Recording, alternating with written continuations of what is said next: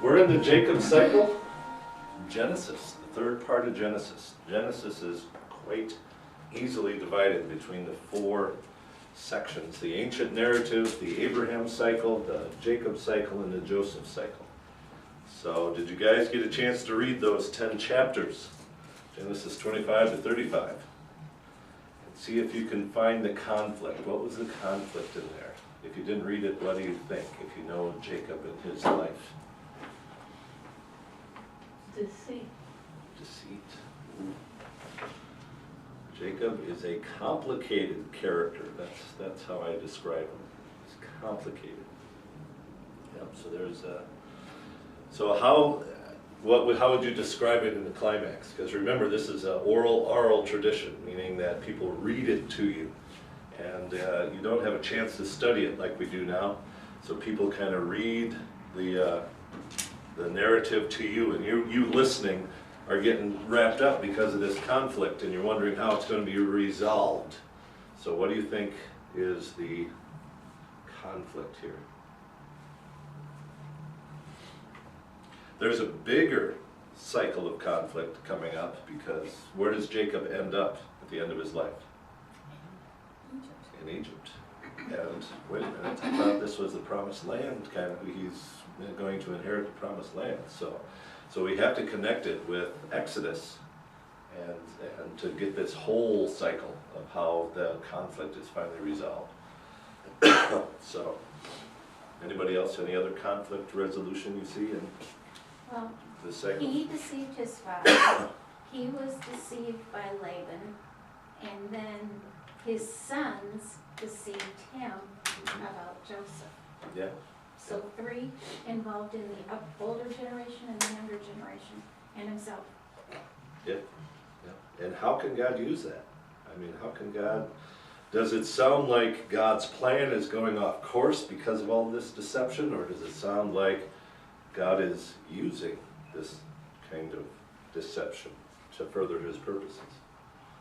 It sounds like he's using the deception to inform the listeners. Good, another good Maybe point. not right then, but whoever hears his story. Yeah. And that God is bigger than whatever we plan in our lives. Yeah. You know, we can see him overcoming all of man's plans and men's deceptions, and his plan stays on course. Yeah. Yeah. Regardless of what we do. What's unique about this narrative? I'm skipping the year. I should probably spend some time on how we know what year it was. But if you remember, Abraham varies from 1400 BC all the way up to 2000 BC. And we really don't know any more. There's people that say they think it was in a certain time. And those who believe it was 1400 BC say it can't be 2000 BC because camels weren't domesticated in 2000. And it talks about Abraham having camels, so it must be closer to 1400 BC, and so all this stuff going on. But, so if we can't date Abraham, we have a hard time dating Isaac and Jacob. The best dating we have is out of Exodus in Egypt. And even that, there's a lot of controversy. I teach that. There's a lot of controversy as to what time, what Pharaoh, all of that, while they were in Egypt. The only times we have for certain are starting with Joshua in conquering the land. We have some evidence of conquering there in the land, and Jericho, and things like that. Oh, that's brutal. Yeah. All right, so that's when we start narrowing it down, but when we certainly have it narrowed down is during the time of the kings. So David is, we have ostraca, which is basically little pieces of pottery that say House of David on them. And so we have some dating then of the kings, but it's hard to narrow Jacob down. So we got probably a 400 to 500 year swing as to when Jacob actually did exist. We really can't date Joseph in Egypt either? No. Okay. No. There's some believe he was during the time of Akhenaten.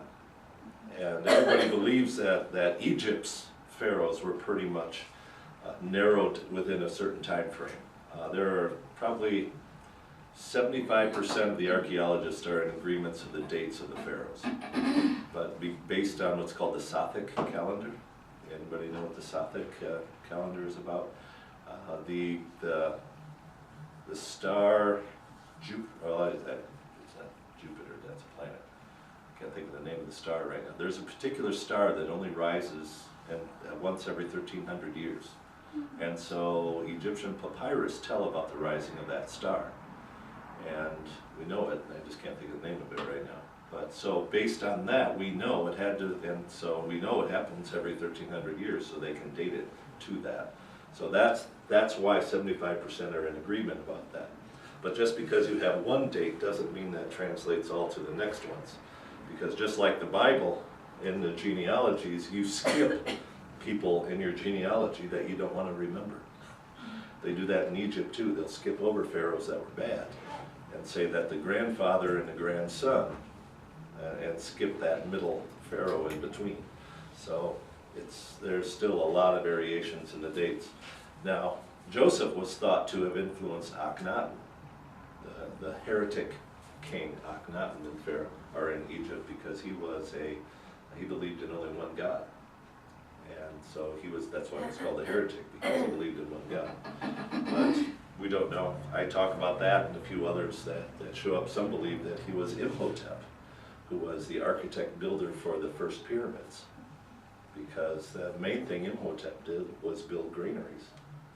And the second thing he did was he talked about a famine that was going to happen in Pharaoh, or in Egypt. So there's lots of variation in there. All right, what's unique about Jacob? I think we touched on it already, the introduction of deception as a way to further God's plan, or God using deception to further his plan. That's pretty unique, and you didn't get that in Abraham. You got that a little with Abraham saying Sarah was his sister, but again, that was for, as we saw, if you remember, it was for a particular literary point that needed to be made.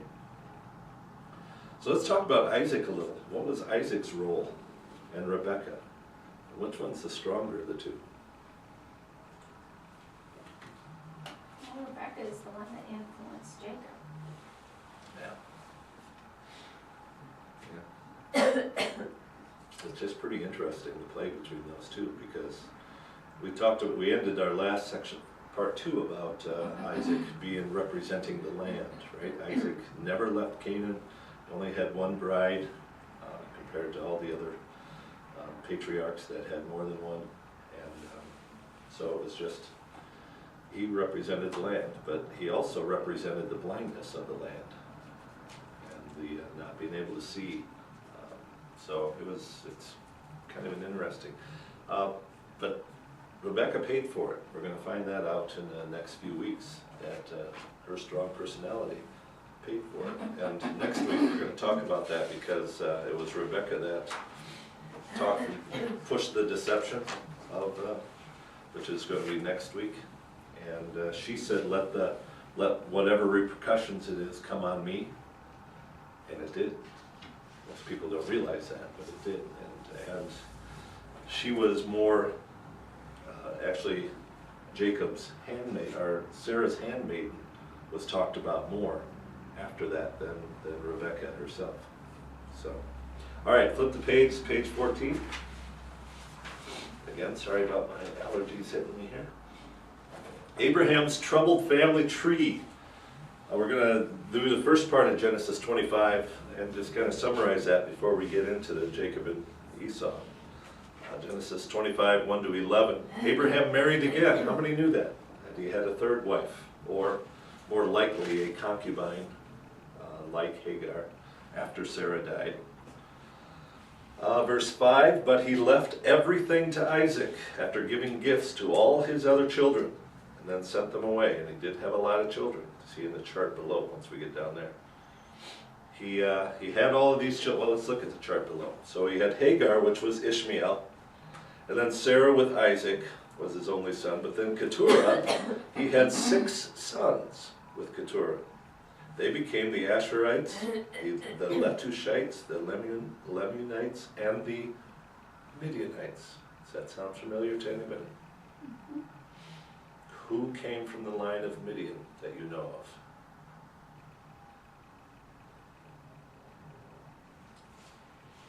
You've heard of the Midianites, but there was one famous, well, not quite as famous as the patriarchs, but Midianite.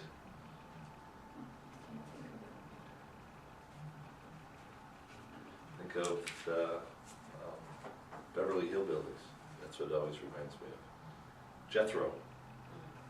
Jethro, who was the father-in-law of Moses. Okay, so That's right, Moses' because first wife. Moses went, yeah. Moses went down when he was the 40 years as a shepherd. He worked for Jethro the Midianite. All right, and he was also a priest of Midian, if you remember. Jethro was a priest of Midian. All right. Yeah. So Abraham lived 175 years old, or did he? Or did he? We talked about this in the first cycle, that numbers mean something. Numbers mean something, not just a designation of age. Now, is it numerology or just a coincidence? Abraham lived 175, which equals 7 times 5 squared. Isaac lived 180, which is 5 times 6 squared. Jacob lived 147, which is a weird number, which is 3 times 7 squared. You say, coincidence, or is it just,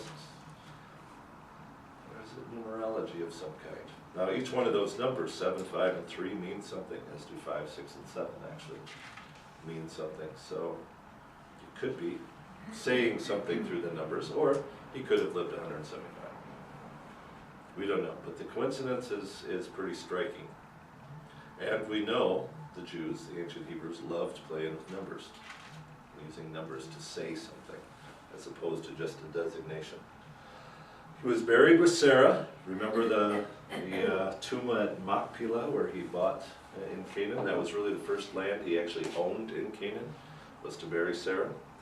Verse 18 sums up the side of the family, and they lived in hostility toward their brothers. He's talking about the Ishmael side of the family, that I put in gray.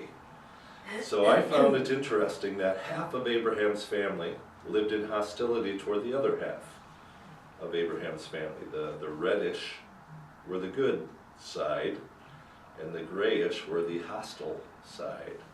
The Ishmael side and the Esau side.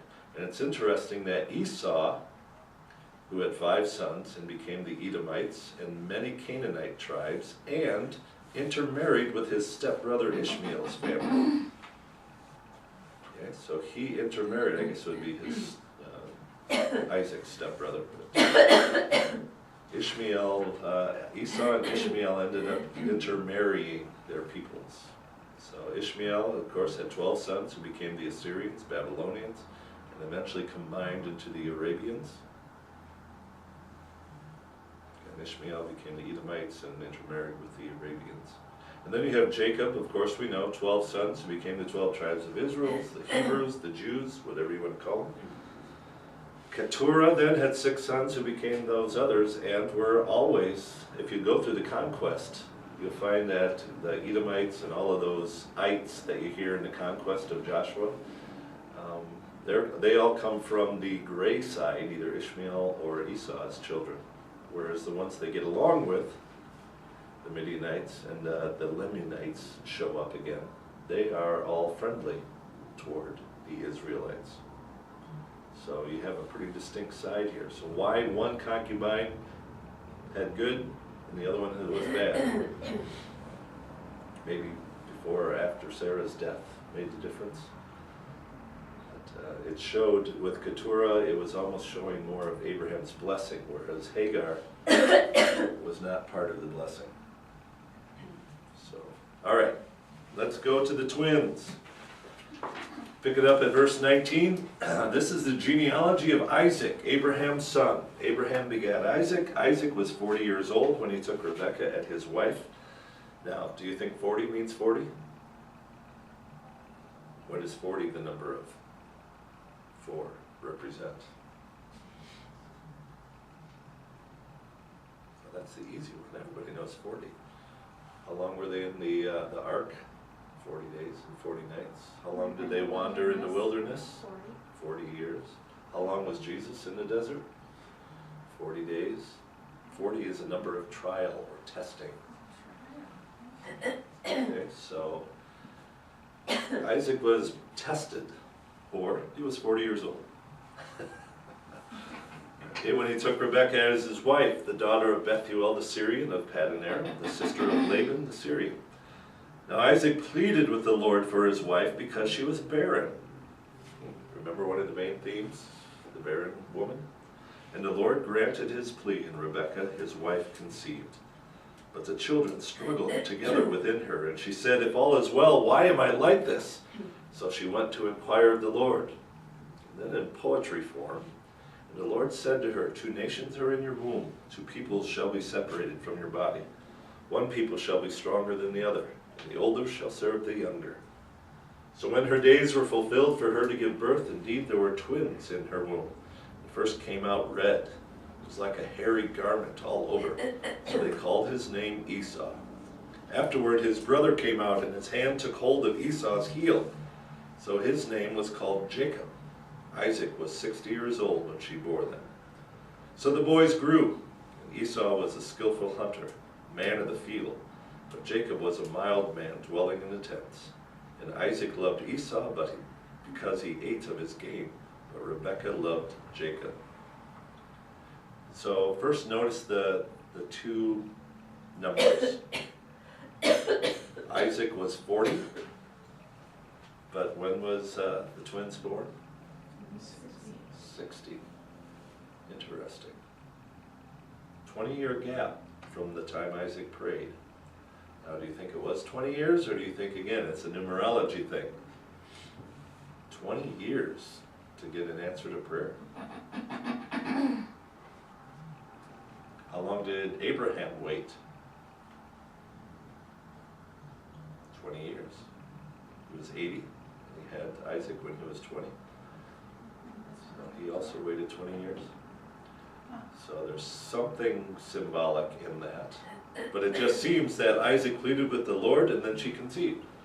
Now, wait a minute, that was 20 years, that gap. So, all right. Thought I'd throw a nice little cartoon in there of the twins battling each other inside. I don't think anybody, well, maybe Levita can, because you got twins on the way, don't you? But you're not experiencing it like Rebekah did. But the battle I hear between the two babies going on is a pretty typical thing from what I hear. Now, again, I didn't experience it either. But, all right. Literary nuances, page 16. This is a genealogy of Isaac. Starts the same as the genealogy of Ishmael, but notice Ishmael has no trouble conceiving, as Abraham and Isaac did. The insinuation is hard to miss. The only line of children that matter in this narrative is the ones brought about by divine intervention.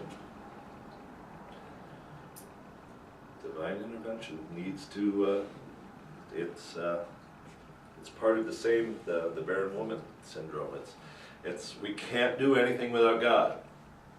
They keep insinuating that. We can't do anything without God. We can't even have children without God. But of course that other line, the evil line or the bad line or the seed of Cain, they have no trouble conceiving. They don't need God. She was barren. This is one of the major themes in Genesis. The barren woman emphasizes the need for God and the intervention of God in the lives of the children of Israel. So not only that we need God, but God does play an active part in your life. Okay, they want to emphasize that. Why am I like this? We're going to talk about this phrase a lot because it's different. It's translated different in different places, and I'm going to talk about the Fox translation a little bit later. This is the Hebrew here is interesting in that it is a cut-off sentence. Now, you don't get that in the NIV. You think it's a complete sentence, or they translate it as a complete sentence. But in Hebrew, you would notice that it's only half of a sentence. It's kind of like, why am I? And it ends. Okay? As if God interrupted her mid-inquiry, not mild, her mid-inquiry. But why? Boom, God answers, cuts her off. Says there's two nations inside of you battling. And then the oracle. It's appropriately ambiguous. Now, when we read it, it sounds pretty clear. But that's only because we know the future, right? We've read to the end of the book. We know that they're twins. We know, and remember, they didn't know. They might have been able to figure out eventually that they had twins inside a womb, but they didn't have the x-rays, the ultrasounds to figure that out. So we know the future, but they didn't. So this oracle is very much like a recorded statements of the oracle at Delphi. Have you been to Greece, Judy? Anybody gone to Delphi? Because they have a lot of inscriptions at Delphi in Greece, in the mountains, for the oracle's utterances, and they're always very nebulous. You can interpret them many ways, and you can this as well. Okay, two nations and two peoples, twins. Okay, we get that. There's two nations battling within her. That's pretty clear. But one will be stronger than the other. But it doesn't say which one, does it? Not yet, anyway. Now, because we know the future, and I believe this is a flaw in the translation, they translate that next line as the older will serve the younger. But that's not necessarily how you translate it. It can be translated either way. The last line is the problem because the Hebrew is very ambiguous here. Most translate it the first way, knowing the future of Jacob and Esau. But is it right? The older shall serve the younger. That's the way it's normally translated. But it can just as easily be translated as, and the older shall be served by the younger. Okay, it can say just the opposite. We don't know for sure. Now I think the translators put it that way just because they wanted to emphasize, what comes in the future. So, all right.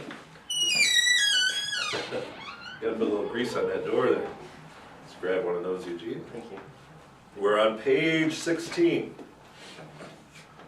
So it's a very nebulous oracle to say, okay, there are two people fighting in you. One of them is going to be stronger than the other. Well, that's typical. And either the older shall serve the younger, or the older shall be served by the younger. So it's this nebulous oracle. So okay. Rebecca really didn't know. If it was that nebulous, she did not know. She did not know. So she wasn't following God's will, then she was being... It could very easily be interpreted that way. Because, again, we know the future, right? Rebecca didn't at this time. Nor, obviously, did Isaac, who was clueless even more than Rebecca, because the oracle did not go to Isaac, did it? God wasn't speaking to Isaac. He was only speaking to Rebecca at this time. Which, again, is interesting, because we're getting kind of a poor. I like Isaac because, again, Isaac's the only one who had one wife, the only one who never left the land. He's the one that represented the people. But then at the end of his life, he's the blind fool and the one that God just doesn't talk to. Okay. Esau, the name and descriptions are interesting here. It's a combination of two words that don't quite mean what they say they mean, but the author uses them anyway. He came out red or ruddy, or dirt-like, because the soil was red. Okay, the soil is red where they were staying. The Hebrew word for dirt or soil is Adam. Sound familiar? Mm-hmm. But it's mostly translated in this case as Edom. Edom.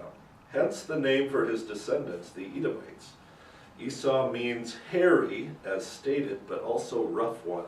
When you're hairy, you get that rough feeling. So it means rough one or hairy one. Red means like dirt. So he's the dirt man. That was a rough one. The rough dirt man.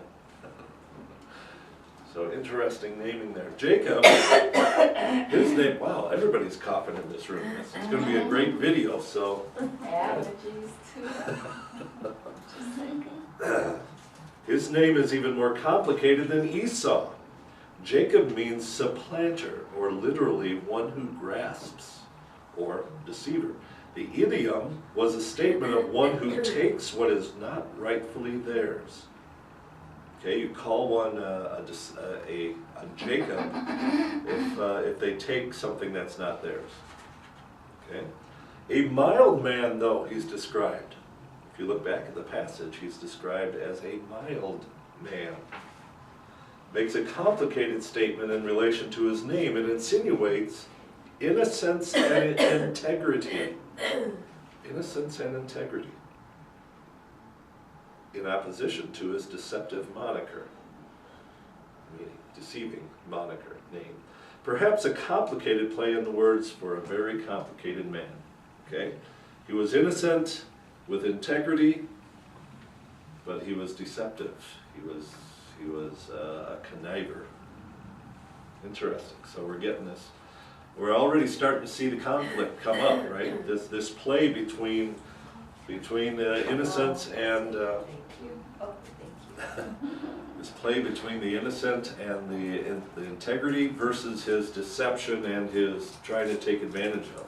So here we're seeing the conflict starting to come out in this very complicated character, Jacob. All right. Nominal determinism. This is a modern phrase. Okay, it's in psychology and especially in child psychology, if you've spent any time there. It is a theory that a person's name can have a significant role in determining key aspects of their character. Sure didn't work for me. Okay? It's where the name, that's word, where they name, were they, okay, I got it right. Were they named because someone, or God, saw their future, or were they named because their character came out the instant of their birth? Did Moses, the author, traditionally, or the later redactor, give them names knowing the outcome of their lives? I have 3 children. My oldest is Jonathan, which means loved of God, right? So it's in the Bible, Nathan, Jonathan, loved of God. And right now, the only one who could love him is God. So, good thing, he's loved of God. My second son is Jamin. It's also a biblical name. You have Ben-Jamin, which means son of Jamin. Benjamin means son of Jamin. Okay, Jamin is a biblical name that means strong arm of God, the right arm of God. Jamin's been God's right arm from the time he had an unbelievable faith from the time he was born. He still does. He is the most unbelievable Christian child you've ever seen. And even now in his 30s, he's still proven that. And then I have Trista. What does Trista mean? Sad.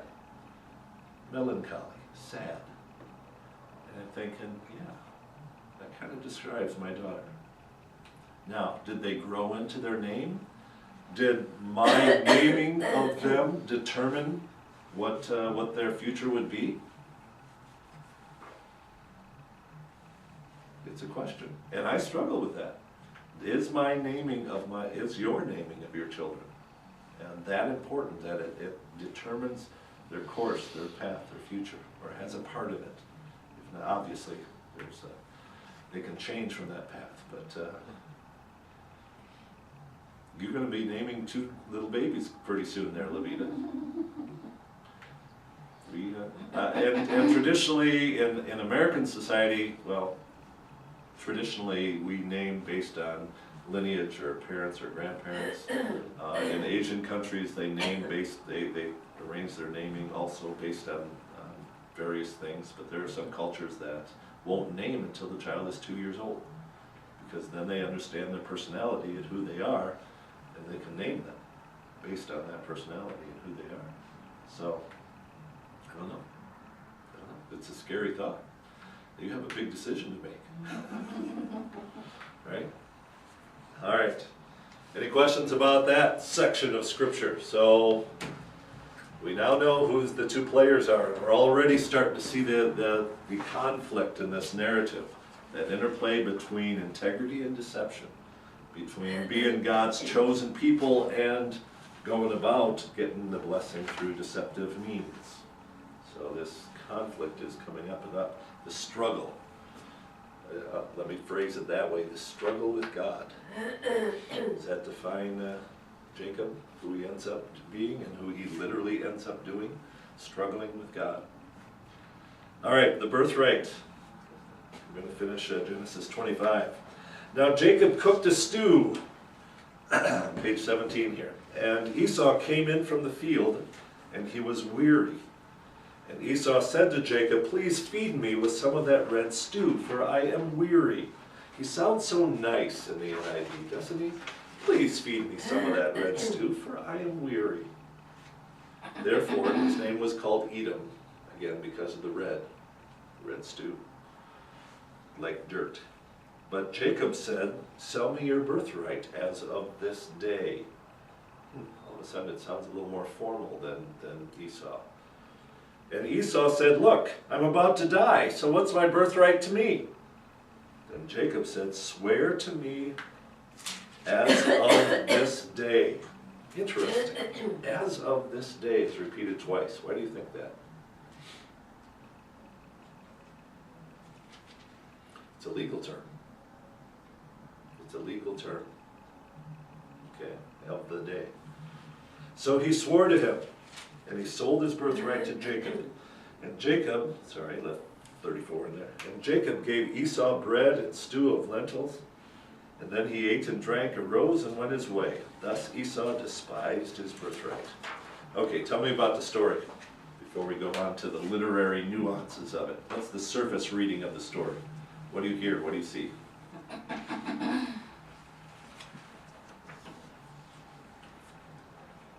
Nothing sticks out at anybody when you read this?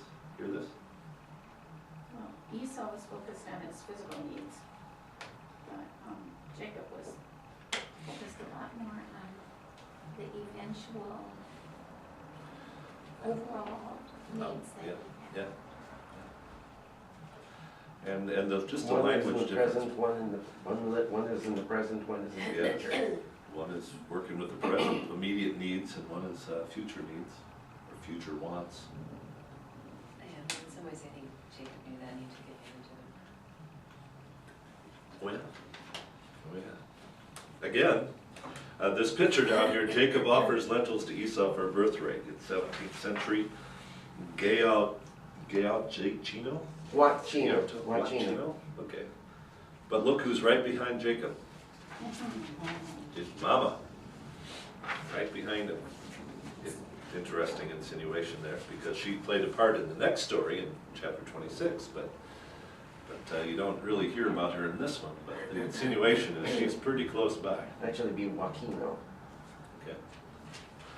All right, turn to page 18. There's a lot in these little few verses, a lot, that we just skip over, and especially the NIV just skips over. "Please feed me with some of that red stew." Again, that sounds so nice. Well, let's pick it apart. What's the Hebrew really say? Again, the NIV and most translations lose the nuance of this. Here's verse 30 in the Fox translation.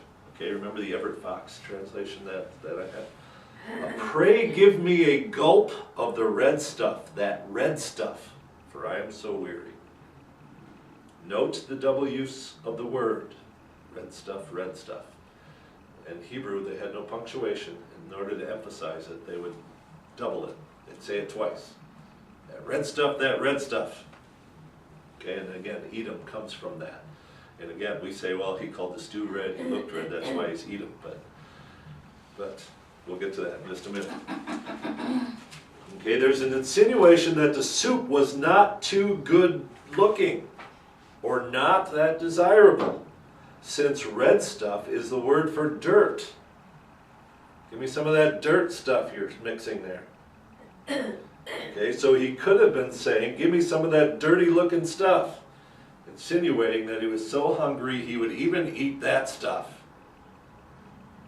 Okay, it kind of changes a little. You think Jacob was stewing this really great smelling, great looking stuff, but the insinuation here is that it looks like dirt.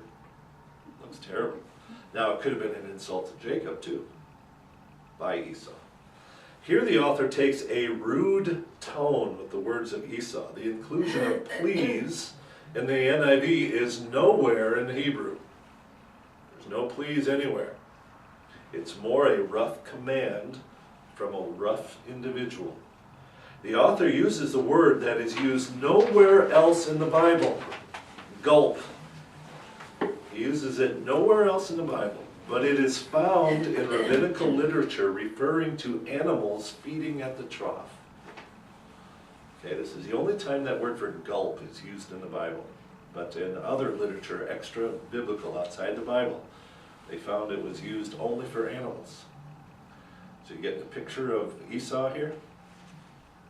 Esau cannot come up with a Hebrew word for stew or soup, nazid, so he insolently calls it the red or the dirt, or in today's idiom, give me some of that. Okay? That's what he was saying. Sorry, Levita, I told you I'd be using naughty words this time. I won't do it for the video, but give me some of that stuff. Okay? Edom.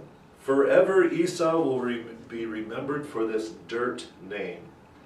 He could have been a part or a type of Adam as Jesus in the New Testament, but instead he personified the worst of Adam's traits, his after the fall traits. Okay, Jesus again, the opposite traits. He was the pre-Adam. So you can almost see Jesus in this, that Jesus was pre-Adam, the traits before the fall, because he was the second Adam, right? But here you have another Adam, or Edom, that personified all the fallen traits. So there's this balance here, this play between this individual. Sell you me your birthright as of this day, Fox translation. Sell your firstborn right here and now to me. Chose a very careful and proper use of his vocabulary, most like a lawyer talking to a ruffian. Okay, a lawyer, Jacob, talking to this ruffian, Esau. Jacob shows himself to be a man with some moral ambiguities. How about that? Is that a nice way to put it? Deceptive. He had some moral ambiguities. So he's using the legal language to legally get the birthright from his brother. So that's why he uses the legal language and makes Esau swear by that legal language so he can't get out of it later. Right? What is this birthright to me? Here the author uses the same word that Rebecca did back in verse 22. Remember when Rebecca had the two babies fighting within her? She said, I'm dying. What is this pregnancy to me? When the children were fighting inside of her womb. So Rebecca, Esau says the same thing. I'm dying. What is this birthright to me? Whereas Rebecca said, I'm dying. What's this pregnancy to me? What's going on? In fact, it was her preference to either die because of how much was going on inside her belly. It was her preference to die than to keep dealing with this. And so that's why she inquired of the Lord. He ate, drank, rose, went on his way. Again, this shows the impulsive actions of Esau. Ate, drank, got up, and left. Like an animal. All right. Thus Esau despised his birthright. Despised or cast away or belittled his birthright. This can insinuate both that he hated it or that he completely forgot about it. Cast it away as if it was nothing. This is more than just an inheritance of the oldest child. In covenantal theology, the birthright is the one who continues and represents God's promises to the family and the nation. Fate versus free will. You got the one I was thinking. Yeah, It's there. It's in you the have first one. insulation. Insulation. Yeah. There's an insulation. Yeah. Right. So Esau is removing himself from the covenant. Okay, we as Reformed people believe in covenantal theology, that God reveals himself and takes care of us through the covenants that he makes with us. And Esau removes himself from that covenant, despises it, casts it away as if it's nothing. Okay, I guess and the word- question, I guess the word you meant for insulation was insinuation. yeah, Okay. all right. The insinuation here, Yeah. fate versus free will. Did Esau purposefully remove himself from the covenant, or was that God's plan that he was going to be removed from the covenant? Same thing. Same thing. And that you see the conflict already in this first chapter. Because the people hearing this are going, wait a minute, God is using, just like you are, God is using these terrible decisions, or God is guiding history through deception and through these terrible means? Or is it the free will of the individuals that God is using? Or is God causing them to say, you see the conflict going on here? God made the individuals. Yeah, okay. We still struggle with that today. And that's why the Jacob cycle is, I'm going to talk about that in a minute, but the Jacob cycle is probably the most prominent of the three, including Abraham. The Jacob cycle is more important than the Abraham cycle. Okay? So, and definitely more than the Joseph one. I'll read the passage there in Hebrews 12 at the bottom of page 18. Pursue peace with everyone and the holiness without which no one will see the Lord. See to it that no one fails to obtain the grace of God, that no root of bitterness springs up and causes trouble, and through it many become defiled. See to it that no one becomes like Esau, an immoral and godless person, who sold his birthright for a single meal. You know that later, when he wanted to inherit the blessing, he was rejected, for he found no chance to repent, even though he sought the blessing with tears. Wow. Fate or free will? God's hand or man's decision? It's the conflict that we're going to be dealing with this whole Jacob cycle. So here, this is the beginning of the Jacob cycle. We're almost done here. Page 19. You would think the main character of the narrative following Abraham would be his son Isaac, but Isaac is a virtual non-person in this narrative. He is the typical second son or middle book or movie of a trilogy. If you watch movies, you know the middle movie of a trilogy is always the so-so, right? The middle Star Wars one, the middle book is usually a transitional book from the dramatic start to the dramatic climax. You got to have this thing in the middle here, okay? The transitional figure, a representative figure, as we discussed in part 2, Isaac represents the land. He never leaves it. He marries once and only appears in reference to him being Abraham's son, Rebekah's husband, and Jacob and Esau's father. That's really the only time he appears. He is a secondary character in the narrative. As we begin the Jacob cycle, Isaac prefers one son over the other. And in the very next chapter, he is old and blind, suggesting that it was premature, that he was old and blind prematurely, or spiritually. We find Rebekah to be the stronger figure. She is privy to God's plan and the oracle spoken to her about the twins.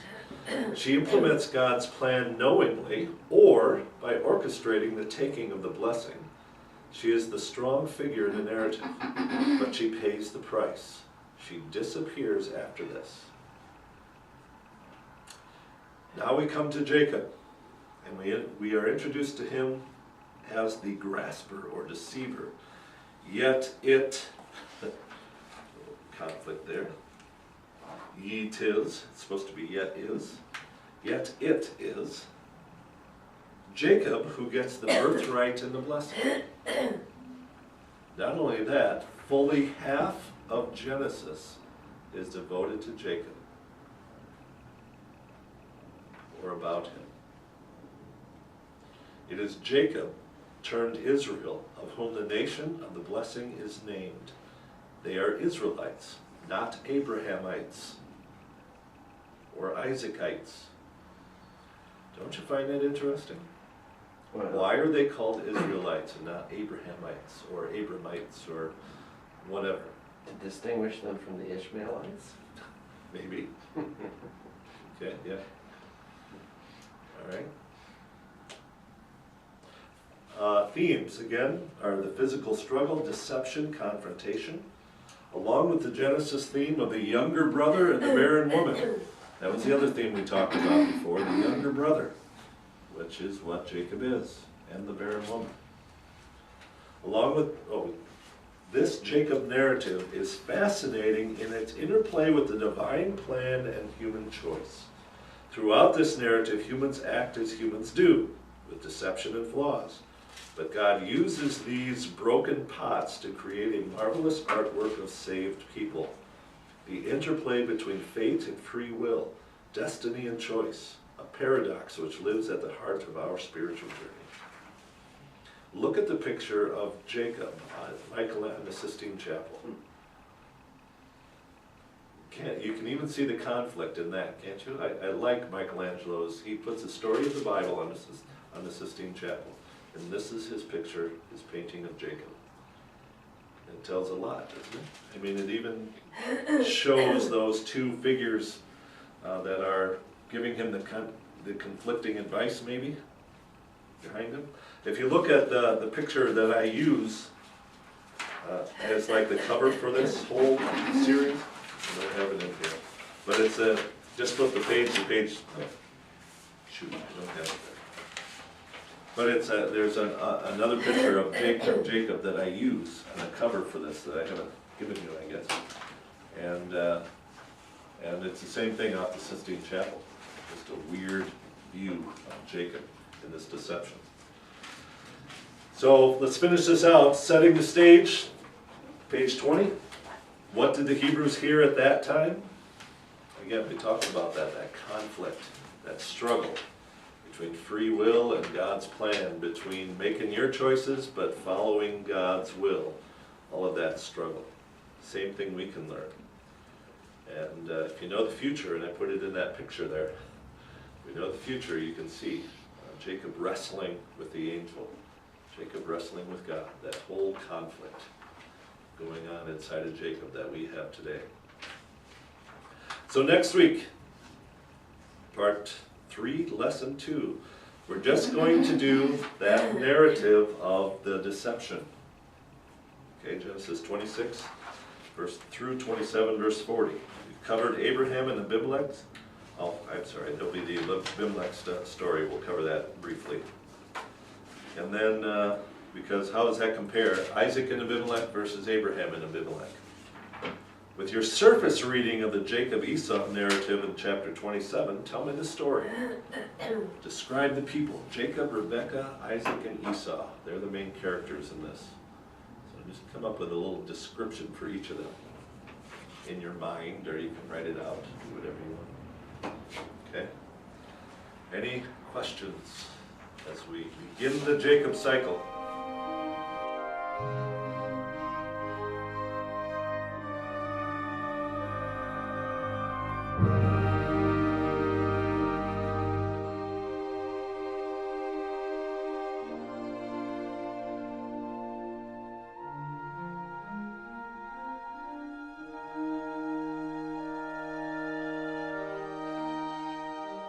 Within a certain time frame.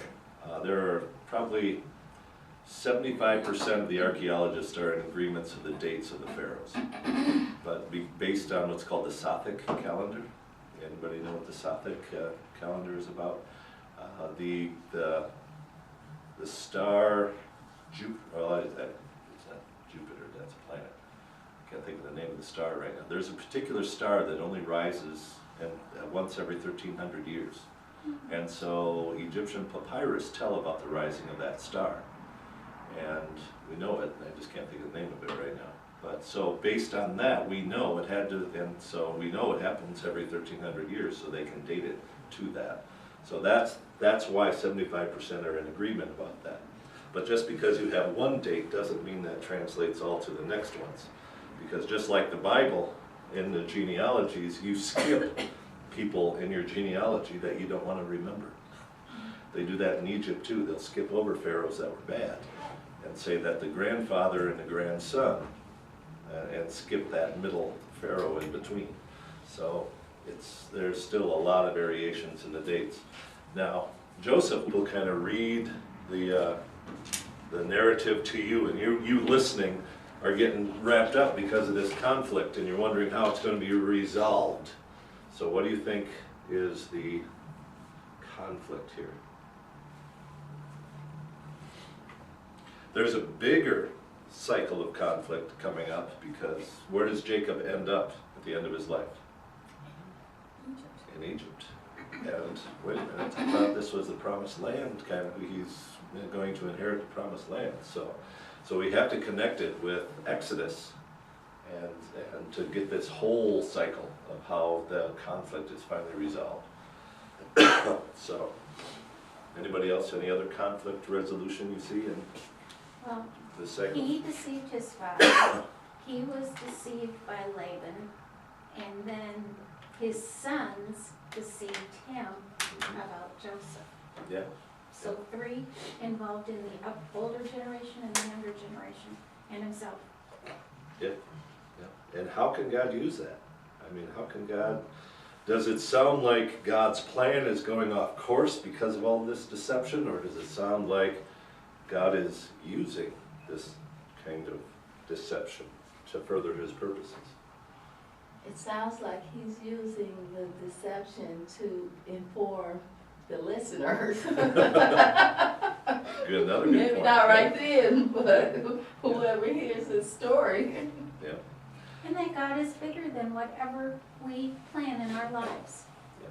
You know, we can see him overcoming all of man's plans and men's deceptions, and his plan stays on course. Yeah.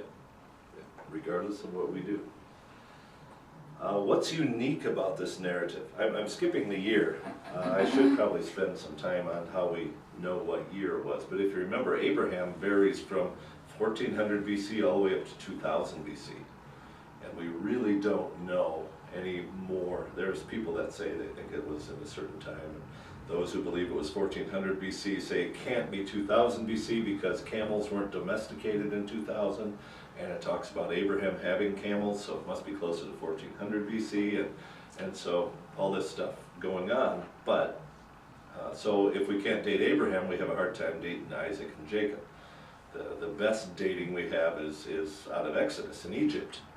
And even that, there's a lot of controversy. I teach that. There's a lot of controversy as to what time, what pharaoh, all of that, while they were in Egypt. The only times we have for certain are starting with Joshua in conquering the land. We have some evidence of conquering there in the land, and Jericho, and things like that. Oh, that's brutal. Yeah.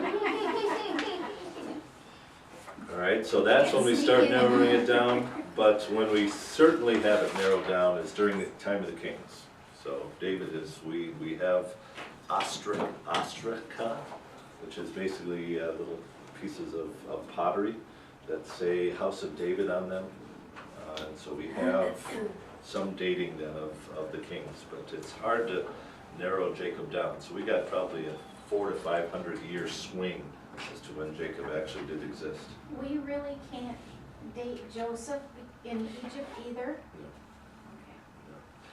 Okay. There's some believe he was during the time of Akhenaten, and everybody believes that Egypt's pharaohs were pretty much narrowed.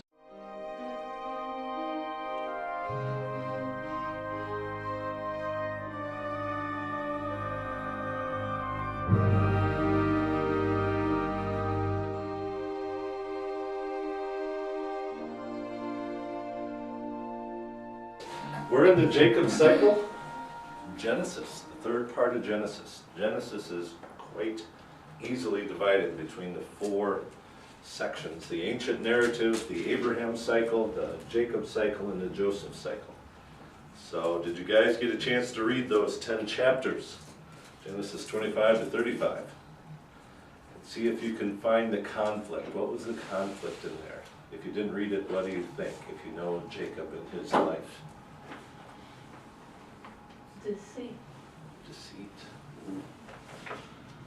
Jacob is a complicated character. That's how I describe him. He's complicated. Yep. So there's so how would you describe it in the climax? Because remember, this is an oral tradition, meaning that people read it to you. And you don't have a chance to study it like we do now. So people